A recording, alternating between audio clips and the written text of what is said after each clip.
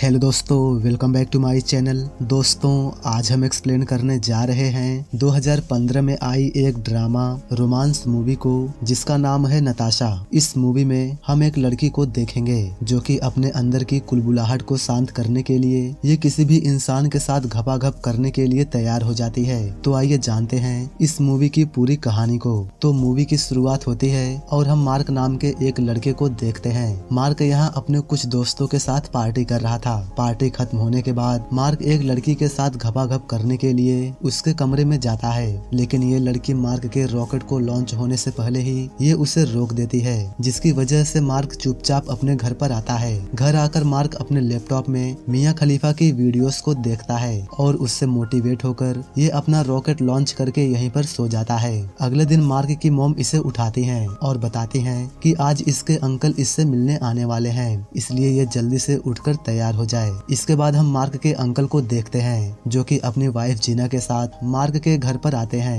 ये सब मिलकर यहाँ पर डिनर कर रहे थे कि तभी मार्क की नजर जीना की चोली पर पड़ती है, जिसकी वजह से मार्क चोली के अंदर के सामान को देखने लगता है। डिनर करने के बाद मार्क की मॉम मार्क को बताती है कि जीना आज रसिया जाने वाली है, क्योंकि जीना की पहले भी एक शादी हो चुकी थी जिससे उसकी एक 14 साल की बेटी है और वो उसे लेने ही रसिया गई हुई है। कुछ दिनों बाद हम मार्क की पूरी फैमिली को देखते हैं जो एयरपोर्ट पर जीना को पिक करने आए थे। जीना यहाँ अपनी बेटी नताशा के साथ में आती है। मार्क यहाँ नताशा से पहली बार मिलता है। कुछ दिनों के बाद मार्क के अंकल जीना के साथ अपनी दूसरी शादी करते हैं। शादी के बाद ये सभी लोग मार्क के घर पर आते हैं और यहाँ पर पार्टी करते हैं। मार्क यहाँ केवल नताशा को ही देख रहा था। पार्टी खत्म होने के बाद मार्क नताशा को अपने कमरे में लेकर आता है। नताशा इससे पूछती है कि तुम अपने कमरे में ज्यादातर क्या करते हो। इस पर मार्क नताशा से कहता है कि मैं अपने कमरे में केवल पबजी खेलता हूँ और पढ़ाई करता हूँ। लेकिन नताशा इससे कहती है कि क्या तुमने कभी किसी लड़की को अपने कमरे में लाकर उसकी पुंगी बजाई है। नताशा की बात सुनकर मार्क हैरान हो जाता है और कहता है कि तुम तो केवल 14 साल की हो और तुम इतनी कम उम्र में पुंगी बजाने की बात कैसे कर सकती हो। क्या तुम्हें इन सब बातों से शर्मिंदगी महसूस नहीं होती। नताशा कहती है कि नहीं, मुझे इन सब बातों से जरा भी शर्मिंदगी महसूस नहीं होती, क्योंकि मैंने लगभग 100 लोगों से भी ज्यादा लोगों के साथ अपनी पुंगी बजवाई है और अगर तुम्हारा भी मन करे तो तुम भी मेरी पुंगी बजा सकते हो। मार्क कहता है कि तुम्हारी मॉम ने मेरे अंकल के साथ में अपनी शादी की है, जिससे तुम मेरी कजन सिस्टर लगोगी। ये सुनकर नताशा कहती है कि मुझे फर्क नहीं पड़ता, वैसे भी मेरी मॉम काफी घटिया किस्म की औरत है, क्योंकि मैंने उन्हें कई बार दूसरों के साथ घपाघप करते हुए देखा है। मार्क एकदम से शांत हो जाता है और ये कुछ भी नहीं बोलता।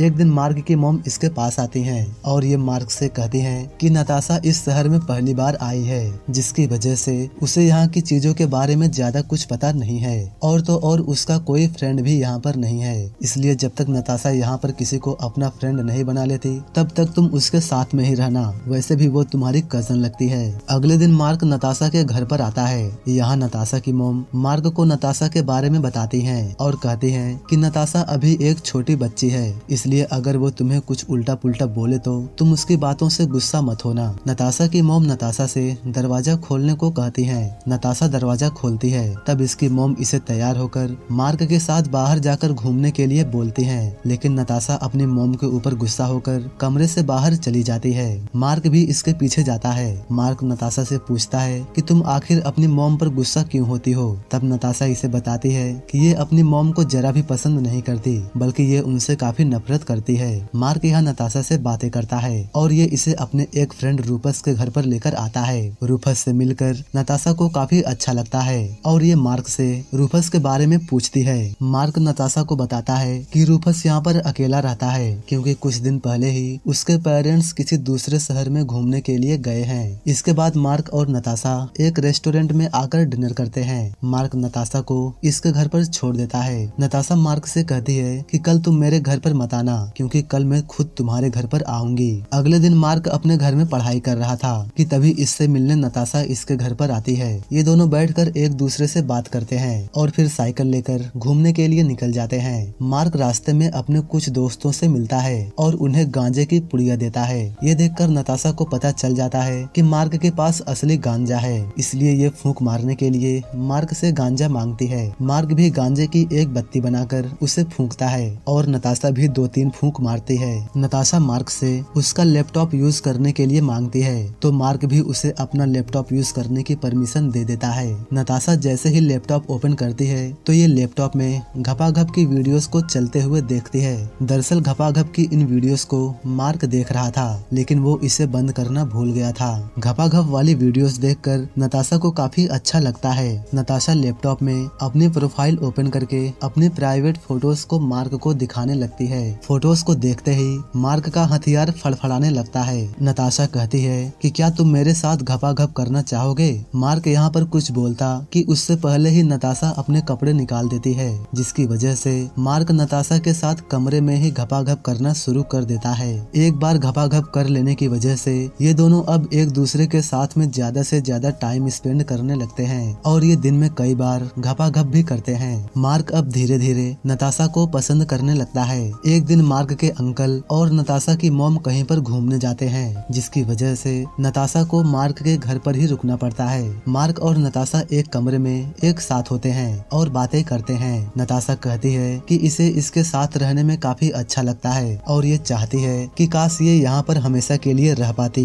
मार्क इससे कहता है कि हाँ, क्यों नहीं, तुम जब तक चाहो तब तक यहाँ पर रह सकती हो। नताशा सैड होकर मार्क से कहती है कि इसकी मॉम इसके अंकल को धोखा दे रही है, क्योंकि इसकी मॉम अभी भी किसी दूसरे आदमी से मिलने जाती है। नताशा कहती है कि इसने इसके अंकल को सब कुछ बताया था, लेकिन उन्होंने इसकी बातों पर जरा भी यकीन नहीं किया। इसके बाद हम मार्क के अंकल और नताशा की मॉम को देखते हैं, जो घूमकर घर वापस आ गए थे। नताशा की मॉम नताशा को अपने साथ घर चलने के लिए कहती है, लेकिन नताशा कहती है कि ये यहाँ से नहीं जाएगी, बल्कि इसे यहाँ पर रहना काफी अच्छा लगता है। नताशा की मॉम इससे कहती है कि मुझे पता है कि तुम यहाँ से क्यों नहीं जाना चाहती और तुमने मार्क के साथ जो जो कांड किए हैं ना, मुझे वो सब मालूम है। ये सुनते ही नताशा अपनी मॉम को मारने लगती है, लेकिन मार्क के डैड नताशा को पकड़ लेते हैं। नताशा अपनी मॉम पर काफी गुस्सा करती है। मार्क के मॉम और डैड नताशा को काफी ज्यादा समझाते हैं, जिसकी वजह से नताशा को अपनी मॉम के साथ वापस जाना पड़ता है। अगले दिन मार्क नताशा से मिलने इसके घर पर जाता है। यहाँ नताशा की मॉम मार्क से कहती है कि बेटा, इसमें तुम्हारी कोई भी गलती नहीं है, बल्कि नताशा ही एक बिगड़ी हुई लड़की है, जिसकी आदत काफी गंदी है, क्योंकि उसने जवान तो छोड़ो, उसने कई बूढ़े आदमियों के साथ अपनी पुंगी बजवाई है। ये कहकर नताशा की मॉम दरवाजा बंद कर लेती है और मार्क को यहाँ से जाने के लिए बोलती है। इसी रात नताशा अपना सारा सामान लेकर मार्क के घर पर आ जाती है। नताशा मार्क से कहती है कि ये वापस अपने शहर में जा रही है, इसलिए क्या तुम मेरे साथ में चलोगे। ये सुनकर मार्क कुछ भी नहीं बोलता। नताशा बताती है कि इसकी मॉम ने इसके अंकल के साथ में डिवोर्स ले लिया है, क्योंकि मैं तुम्हारे अंकल के साथ घपाघप कर रही थी और घपाघप करते समय मेरी मॉम ने मुझे देख लिया था और मैं यही चाहती भी थी, ताकि मेरी मॉम और तुम्हारे अंकल के बीच में लड़ाई हो जाए, जिससे उनका डिवोर्स हो जाए, क्योंकि मेरी मॉम तुम्हारे अंकल को चीट कर रही थी और मैं ऐसा नहीं चाहती थी। मार्क यहाँ पर कुछ भी नहीं बोलता और ये नताशा को कमरे में लेकर जाता है। नताशा कल चली जाएगी।